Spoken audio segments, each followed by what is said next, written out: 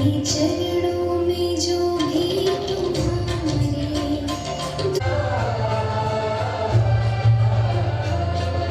चरणों में जो भी तुम्हारे दूर अज्ञान हो उसके सारे मन का मिट जाए ऐसा दे मुझको वरदान।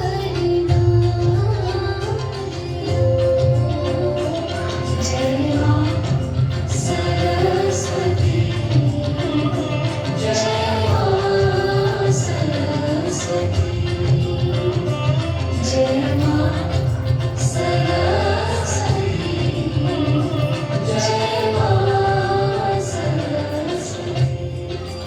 परिवार हृदय से स्वागत करता है, वंदन करता है, अभिनंदन करता है। स्नेह, धैर्य, ममता ऐसी देवी स्वरूपा मातृशक्ति, सृजन, ममत्व और प्रेम की प्रतिमूर्ति निस्वार्थ भाव से अपनी संतान के लिए सदैव समर्पित माँ के सिवा इस धरती पर दूजा कोई नहीं है। इसी कड़ी के चलते आज मातृशक्ति संगम का कार्यक्रम आयोजित किया गया है। मैं हमारे मातृशक्ति संगम की संयोजिका श्रीमती राधा राठौर दीदी को आमंत्रित करती हूँ कि वे आए एवं हमारी मंचासीन दीदियों का परिचय करवाएं। श्रीमती राधा राठौर। बहुत बहुत स्वागत। आज हमको अतिथि के रूप में जो महोदय हमें प्राप्त हुई है उनका परिचय इस प्रकार है। श्रीमती दीपाली विभूते जो ये समाज सेविका है, संघ की गतिविधियों में कार्यरत है। अध्यक्ष के रूप में हमें जो प्राप्त हुए हैं वो श्रीमती संगीता पाटीदार दीदी जो दुपाड़ा रोड पे सीबीएसई विद्यालय में आचार्य के रूप में कार्यरत है तथा ये शिशु वाटिका विभाग सह प्रमुख एवं जिला प्रमुख है। तीसरे मुख्य अतिथि के रूप में श्रीमती संगीता चावड़ा दीदी 2015 से कार्यरत है तथा बौद्धिक प्रमुख का दायित्व है। मैं हमारे विद्यालय की दीदी सुश्री पूजा दीदी, सुश्री निकिता दीदी एवं श्रीमती रेखा व्यास दीदियों को आमंत्रित करती हूँ कि वे आए और हमारी मंचासीन दीदियों का सम्मान करें। स्वागतम पूर्णमय महामहनीय मेधाविन त्वदीयं स्वागतम पूर्णमय गुरुगिरिवाण भाषाय दिनमयोधरेला वयं यद् बालकायते त्वदीयं स्वागतम पूर्णमय महामहनीय मेधाविन त्वदीयं न कश्चिद् साधय्यं मेधां पूर्णं त्वदीयम्। इसका उद्देश्य महिला सशक्तिकरण और राष्ट्र निर्माण में महिलाओं का क्या योगदान है और महिलाओं को बढ़ावा देना है। इसे कार्यक्रम के कार्यक्रम में मैं हमारी संयोजिका श्रीमती राधा राठौर दीदी को आमंत्रित करती हूँ कि वे आए और मातृशक्ति संगम क्या है इसकी प्रस्तावना प्रस्तुत करें। श्रीमती राधा राठौर। हृदय से बहुत बहुत धन्यवाद। मातृशक्ति सप्त शक्ति, सप्त शक्ति यानी कि 7 शक्तियाँ। ये सप्त शक्तियाँ हर एक माता के अंदर विराजमान है। आज हम यहाँ एकत्रित हुए हैं वर्तमान स्थिति को देखकर जितने भी चित्रण हमारी आंखों के सामने आज उपस्थित हो रहे हैं, उन्हीं चित्रणों के लिए हमारे सरस्वती विद्या प्रतिष्ठान ने कदम उठाया है कि मातृ शक्तियों की जो सुप्त शक्ति शक्तियां हैं। कुछ माताओं की तो जागृत है, परंतु कुछ माताएं की ये 7 शक्तियां सुप्त हो गई है। उसी के परिणाम आज हमको देखने को मिल रहे हैं। कहीं ड्रम में कतले, कहीं पहाड़ी से धक्का, तो कहीं 4-4 बच्चों को छोड़कर माताएं लुप्त हो रही है। इसी स्थिति का जागरण करने के लिए आज हमने हमारे विद्यालय की और अदर माताओं को यहाँ आमंत्रित किया है। तो जो सुप्त शक्ति सम्मेलन रखा हमने वो इसी बात का है, और हमारे जो मुख्य अतिथि महोदय जो पधारे हैं, मुख्य वक्ता, इस बारे में आपको सारी जानकारी वो देंगे। माता की जो पहली शक्ति है, जो सुप्त शक्ति में पहली शक्ति है कीर्ति। तो हमारे माताएं, उनमें हर एक माता में कीर्ति है, और उसमें इतनी बुद्धि वो परिवार को बांध कर रखती है। अपने दूसरी जो श्री यानी लक्ष्मी, तो माताओं को ये जागृत होना पड़ेगा कि हमारे घर में जो पैसा आ रहा है पति के द्वारा, पुत्री के द्वारा, पुत्र के द्वारा, कहीं अनैतिक कार्यों से तो नहीं आ रहा है। इस बात का हमको ध्यान रखना पड़ेगा, और ये कार्य माता ही कर सकती है, क्योंकि परिवार की जो प्रथम इकाई है वो माता ही है, और बच्चे की जो प्रथम गुरु है वो भी माता ही है। और तीसरा जो गुण है उसमें वाक, वह अपने वाक चातुर्य में इतने निपुण होना चाहिए कि परिवार को बांध सके, क्योंकि परिवार टूट रहे हैं, बिखर रहे हैं। मतलब एक पुत्र है पारी, आखिर ऐसा क्यों हो रहा है? वर्तमान भूतपूर्व जब हमने देखा, बड़े बड़े परिवार देखे और सारे परिवार का खाना एक चूल्हे के ऊपर बनता था, लेकिन ये प्रथा धीरे धीरे पृथकीकरण हो रहा है।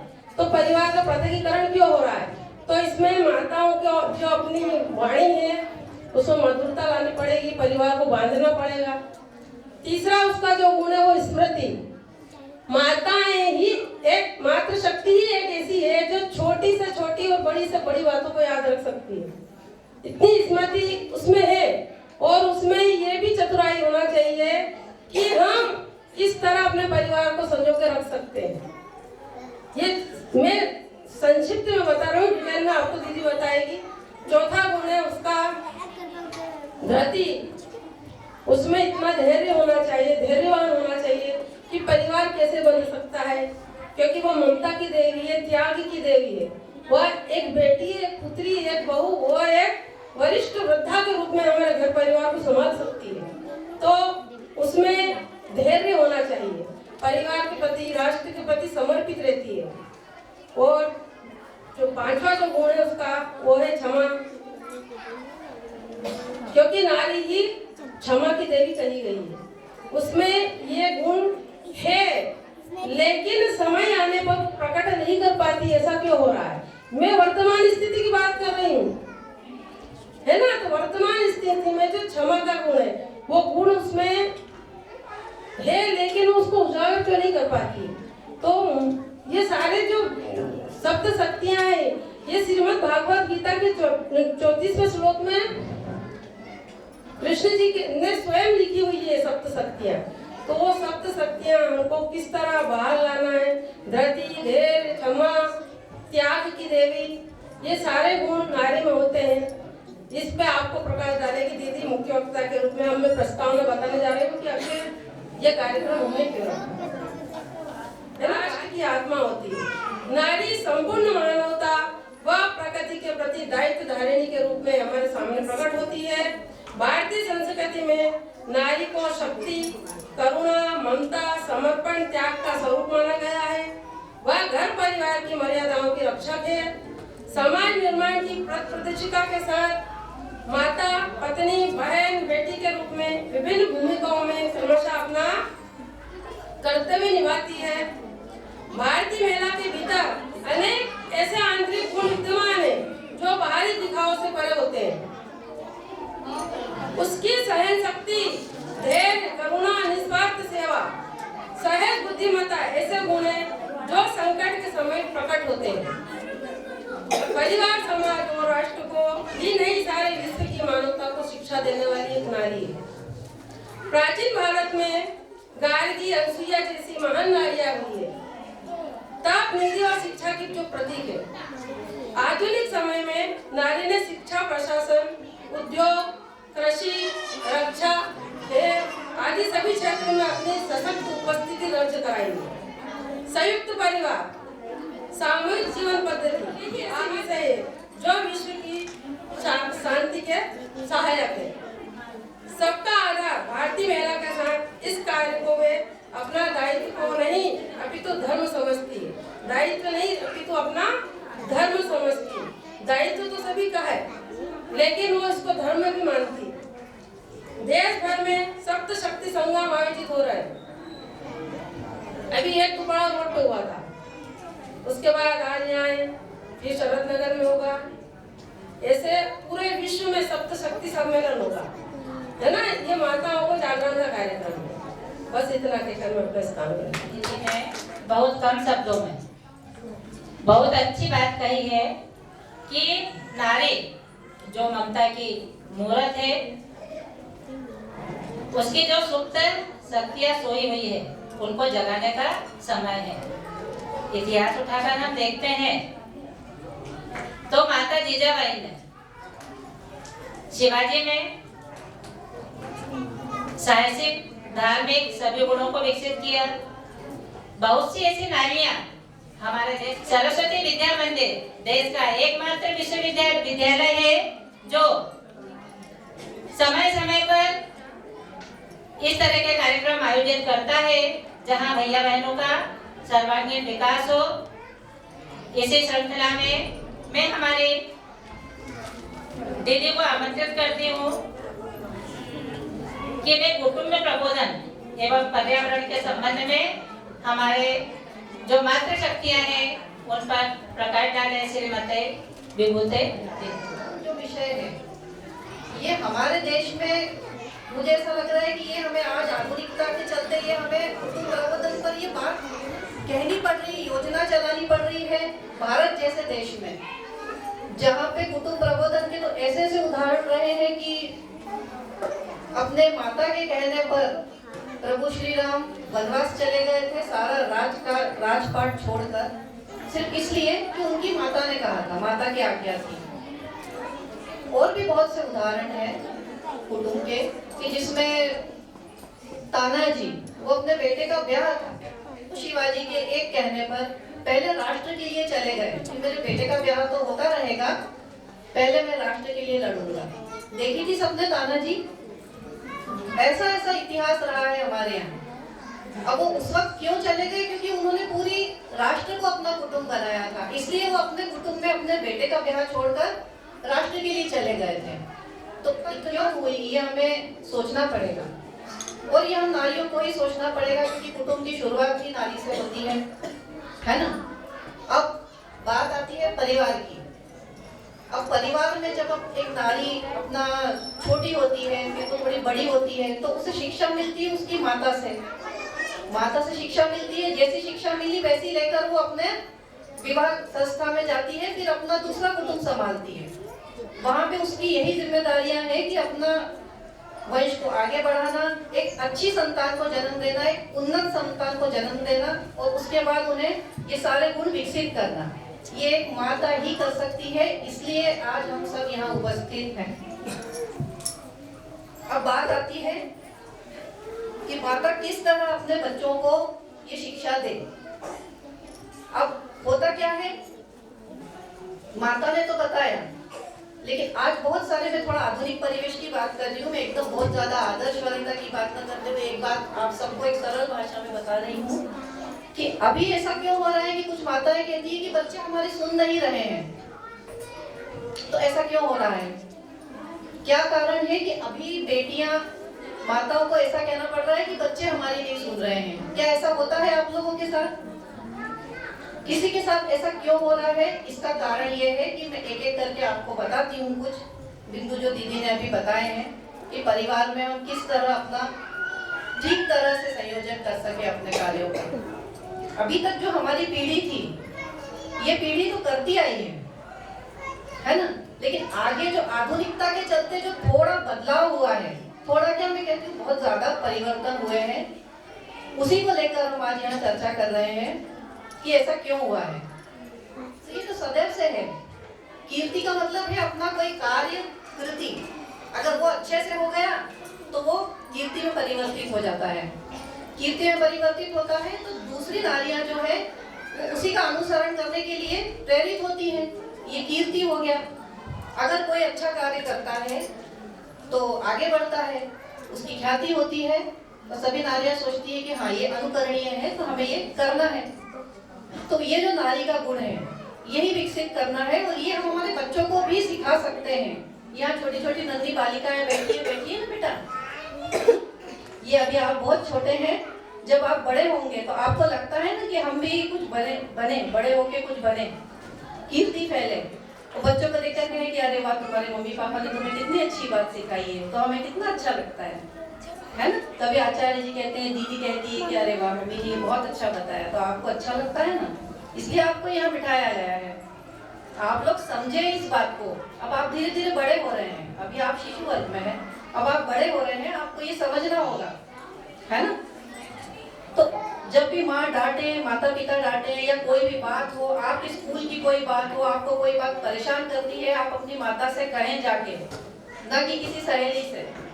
मैं बात ये हमेशा कहती हूँ कि अपनी कोई भी बात हो, आपकी किसी भी तरह की बात हो, कोई पर्सनल बात हो, कोई आपको परेशान करती हो, आप अपने माता पिता से कहें जाकर, सबसे पहले अपनी माता से कहें जाके। आप ऐसा मत सोचिए कि माताएं डांटेंगी, नहीं, मम्मी बल्कि ये कहकर कुछ कहेंगी कि अच्छा हुआ तूने मुझे बता दिया, है ना। सबसे पहले अपनी कोई भी समस्या हो पहले अपनी माता से बोलें, ठीक है। अब इस तरह ये कीर्ति पर मैं चर्चा कर रही थी, थोड़ा सा मैं बालिकाओं से बात करने लग गई।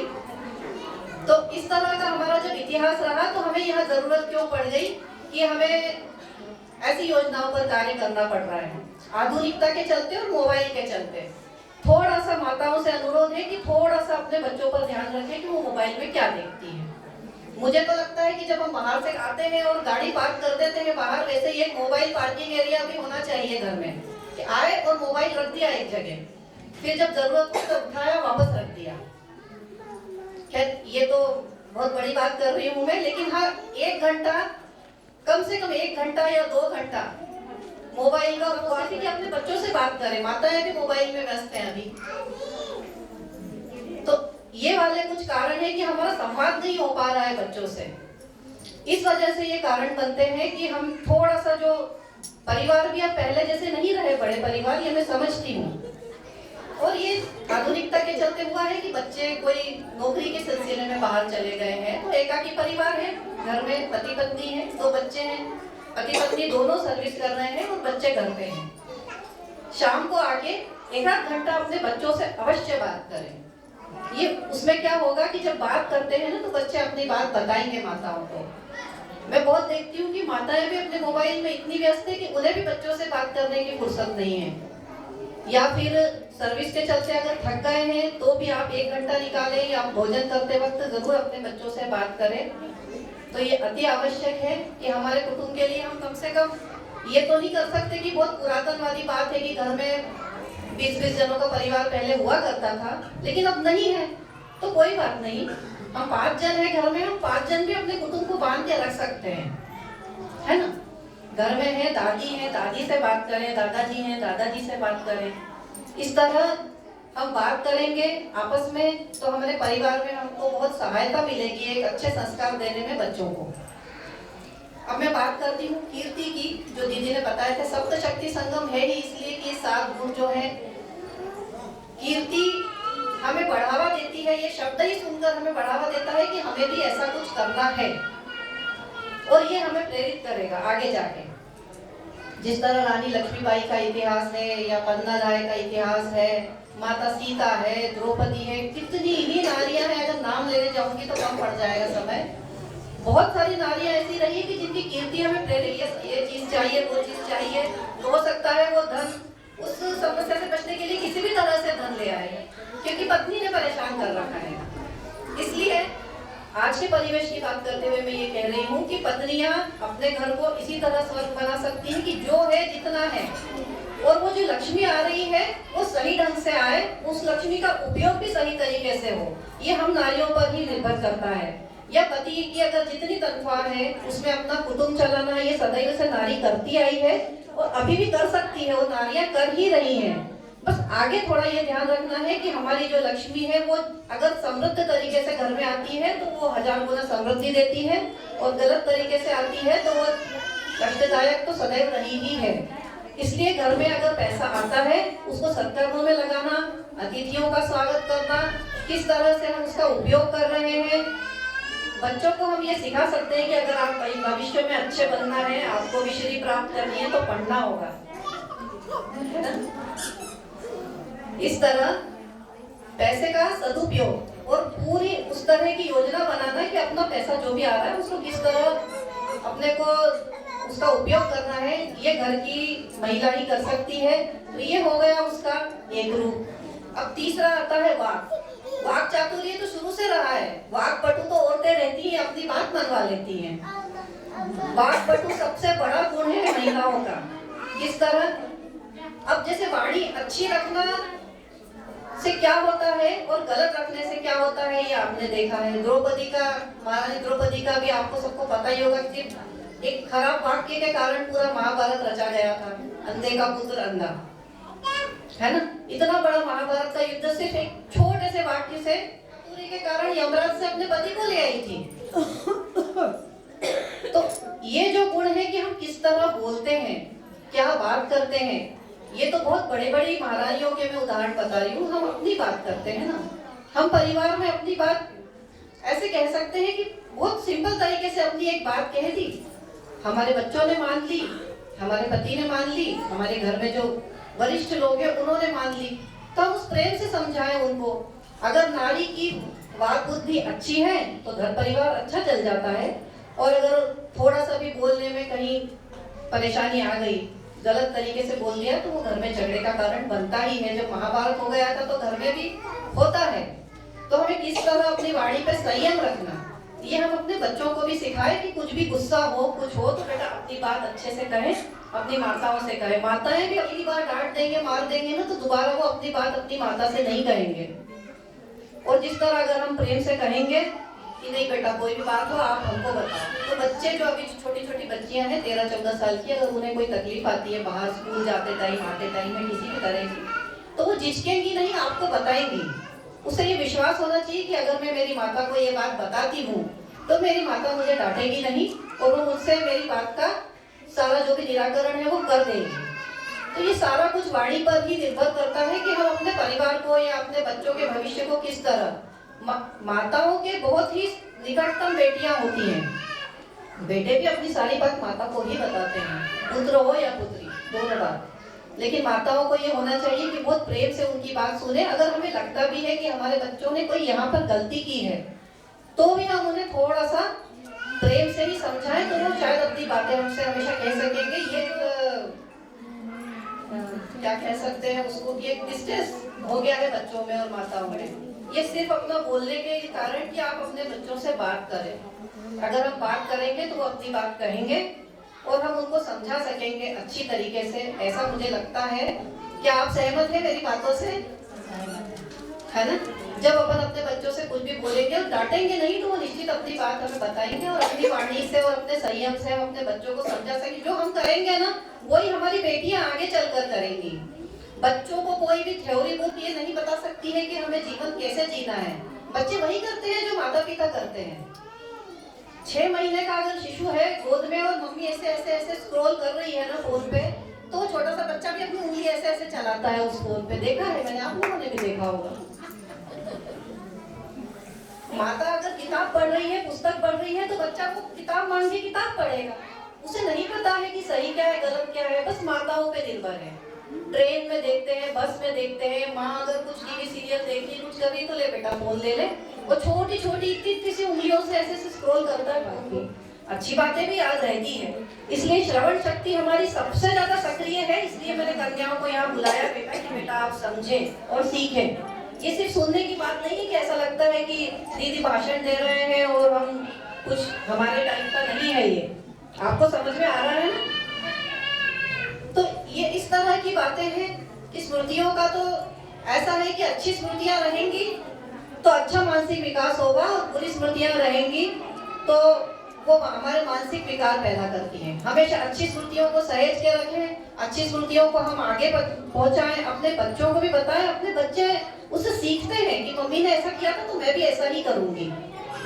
ये छोटी छोटी बातें हैं, घर में हम सीखते हैं बच्चों से। बच्चों को अपन बता सकते हैं कि ये देखो ये काम बिगड़ गया, लेकिन देखो मैं इस तरह इसको ऐसे सुधार रही हूँ। बच्चा तुरंत उस चीज को कैच करता है। नारियों में जो गुण है सबसे ज्यादा, ये सारे ही गुण जो है ये सब बुद्धि से ही तो है। कीर्ति है, वाक है, स्मृति है, धृति है, ये जो भी है।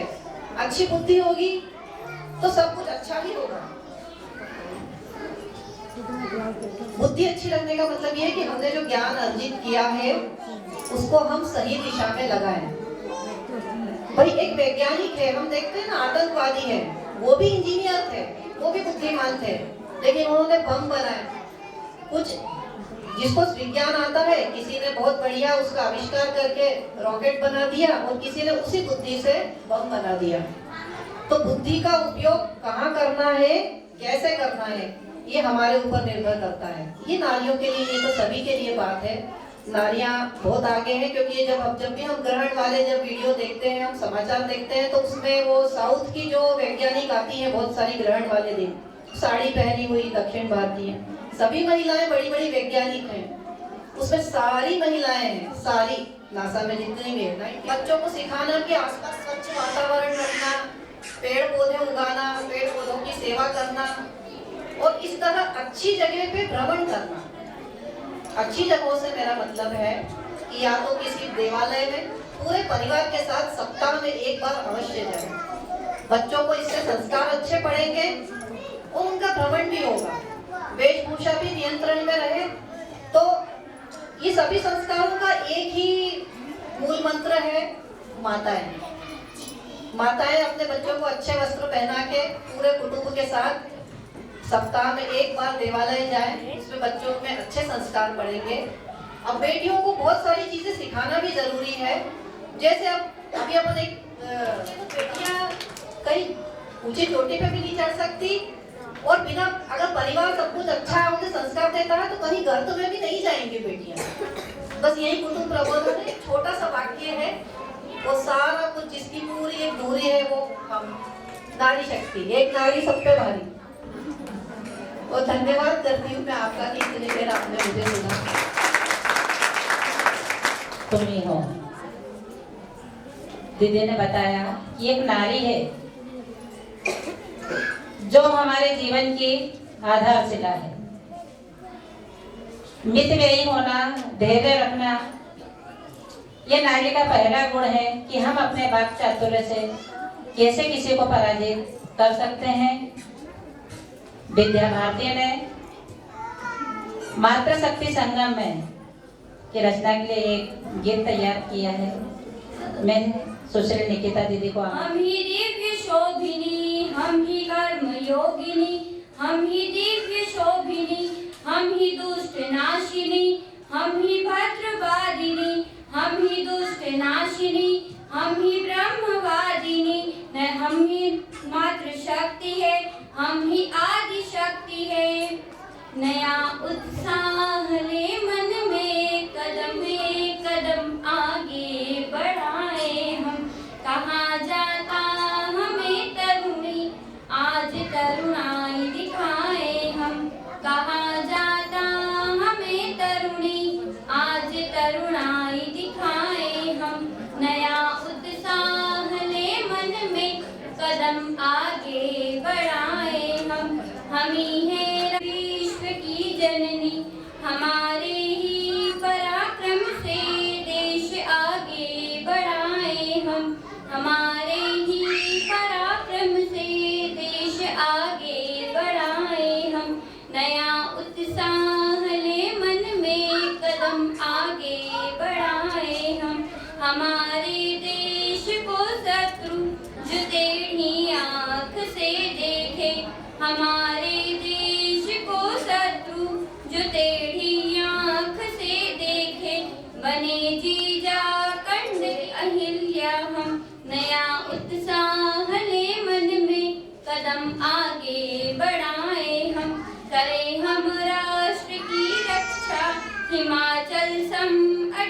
बनकर करें हम राष्ट्र की रक्षा। हिमाचल सम अडिग बनकर समूचे विश्व में पुरुषार्थ की गंगा बहाए हम। समूचे विश्व में पुरुषार्थ की गंगा बहाए हम। नया उत्साह नहीं झुकने दूंगी मैं मातृभूमि का मस्तक। मैं तूफान हूँ और मैं अंग्रेजों को उखाड़ फेंकूंगी। मैं ज्वाला हूँ। अगर झांसी को बचाने के लिए एकमात्र रास्ता युद्ध है तो युद्ध होगा, क्योंकि मेरे ही देखते देखते क्या से क्या हो गया। झांसी, कालपी, ग्वालियर कहां से कहां पहुंच गए। पर मंजिल है कि हर बार पास आकर दूर चली जाती है। स्वराज्य को आते हुए देखती हूँ, किंतु कुछ ही क्षण में मार्ग में हिमालय अड़ जाता है। मैंने प्रतिज्ञा ली थी कि मैं अपनी झांसी नहीं दूंगी, किंतु झांसी हाथ से निकल रही है। झांसी हाथ से निकल रही है तो क्या, मैं अपनी झांसी नहीं दूंगी मैं अपनी झांसी।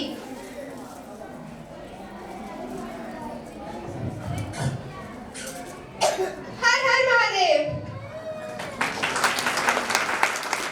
मैंने मेरे भारत का सर गर्व से ऊंचा कर दिया है। बेटियां किसी से कम नहीं होती। भारत माता की जय। कालिंजर दुर्ग में चंदेल राजा कीरत सिंह के वहाँ घर हुआ था।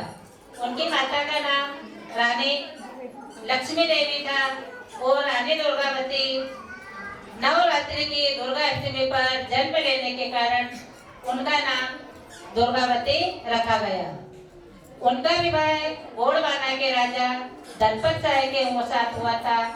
4 वर्षों के बाद जब दलपत साय की मृत्यु हो गई और रानी ने एक सुरक्षित ब्याह सुखी थी, धन दौलत की कोई कमी नहीं थी।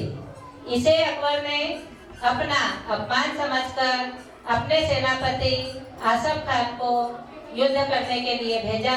रानी ने बहुत वीरता पूर्वक उनका मुकाबला किया, पर जब रानी ने देखा कि अब उनका बचना संभव नहीं है, वे नहीं चाहते थे कि कोई जीते जी अपने शरीर को उनके शरीर को हाथ लगा सके, इसलिए उन्होंने स्वयं कटार मारकर अपने जीवन लीला समाप्त कर ली। ये केवल एक भारत की नारी ही कर सकती है। मैं बुलाना चाहूंगी रानी दुर्गावती। मेरी वीरता और तलवार ने मुगल बादशाह अकबर की सेना तक को चुनौती दे दी।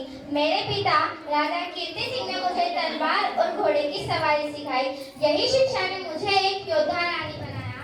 मैंने 1542 में चंदेल राजा दलपत शाह से विवाह किया और गोंडवाना की रानी बनी। मेरे पति दलपत शाह की मृत्यु के बाद मैंने अपने बेटे वीर नारायण के लिए गोंडवाना की बागडोर संभाली। 1564 को मुगल सेनापति आसफ खान ने मेरे राज्य पर आक्रमण करा, पर मैंने जंगलों में छिपकर गोरिल्ला युद्ध से उसका मुकाबला किया।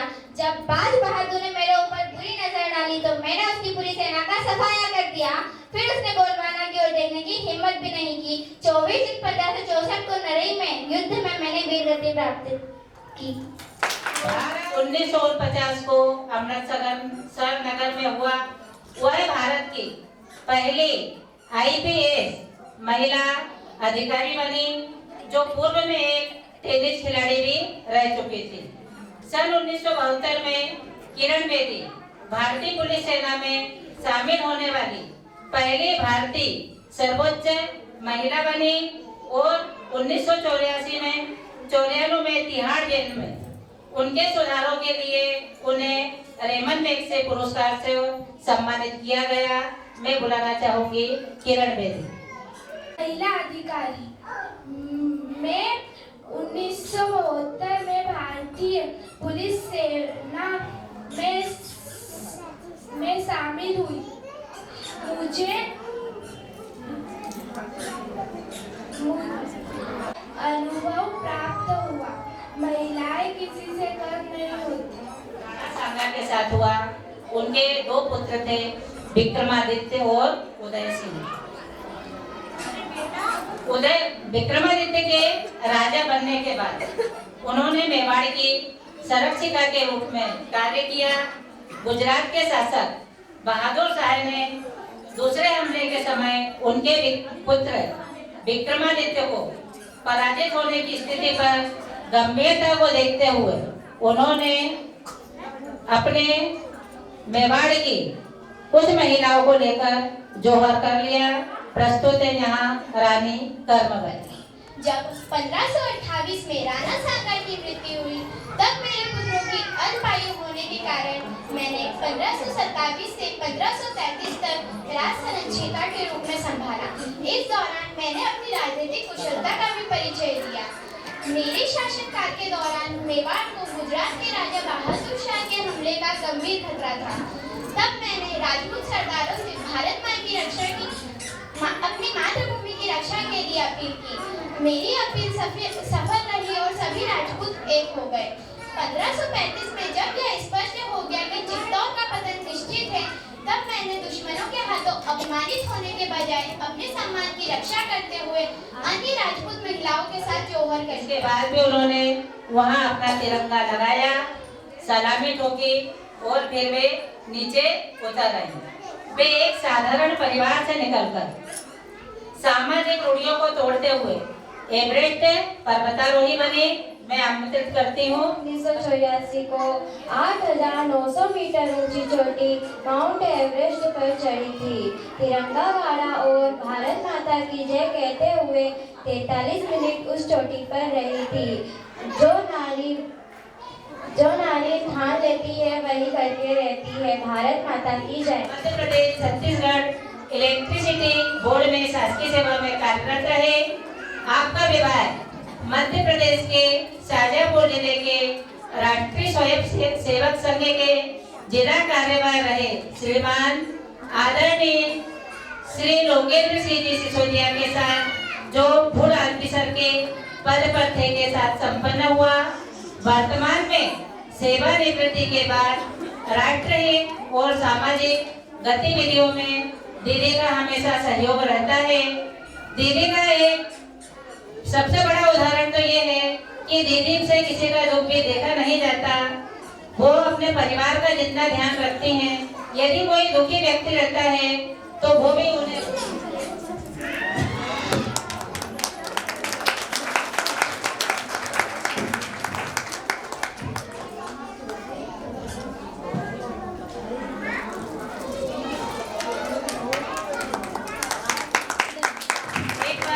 परिवार एक साथ रहता है, यह अपने आप में बहुत अनुकरणीय है।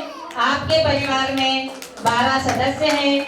आप उन सभी का बहुत ध्यान रखती हैं और मर्यादा में रहने और अपनी संस्कृति के नियमों को हमेशा बताते रहती हैं और समय समय पर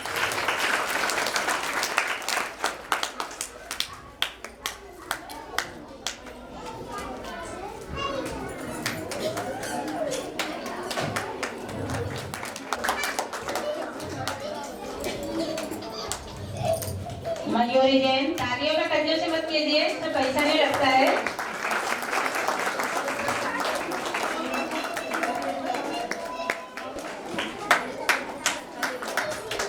तालियां बजाते रहे। संस्कृति सिसोदिया, निकिता कार्ता ध्वनि से स्वागत करें।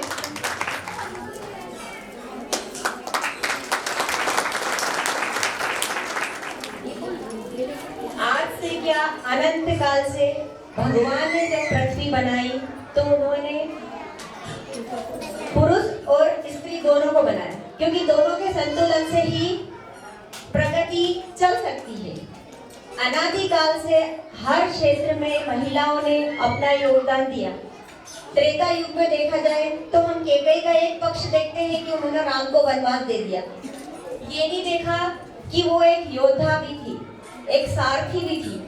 देवासुर संग्राम में महाराजा दशरथ जब अचेत अवस्था में हो गए तो उन्हें वो बड़ी कुशलता से, निपुणता से युद्ध मैदान से बाहर लेके आई और उन्हें उनके प्राणों की रक्षा की। तभी उन्होंने उनको 2 वर देने का वचन दिया। तभी वो एक चक्रवर्ती महाराज बने। ऐसे ही फिर देखा जाए सीता जी, एक राजा की पुत्री, एक चक्रवर्ती महाराज की, ये उनका बहुत बड़ा योगदान था। किसमें योगदान था कि लव कुश जैसे पुत्रों को तैयार करके महाराजा राम को सौंपा। इसके बाद हर क्षेत्र में, हर युग में महिलाओं ने अपने अपना मतलब जो भी वर्चस्व है वो दिखाया। ये आज हमारे उसमें भी है। आज भी देखा जाए, अभी दीदी ने बात करी कि बेटियां वर्ल्ड कप लेके आई, बछेंद्री पाल जिनको हमने देखा हिमालय की चोटी चढ़ गई। ऐसे ही कुश्तियों में हमने नाम सुना Geeta Phogat, Babita Phogat world cup world कुश्ती चैंपियन जीत के गोल्ड मेडल लेके आए। तो कहीं ना कहीं हमारा योगदान हर जगह है, हर क्षेत्र में है। शिक्षा के क्षेत्र में, चिकित्सा के क्षेत्र में।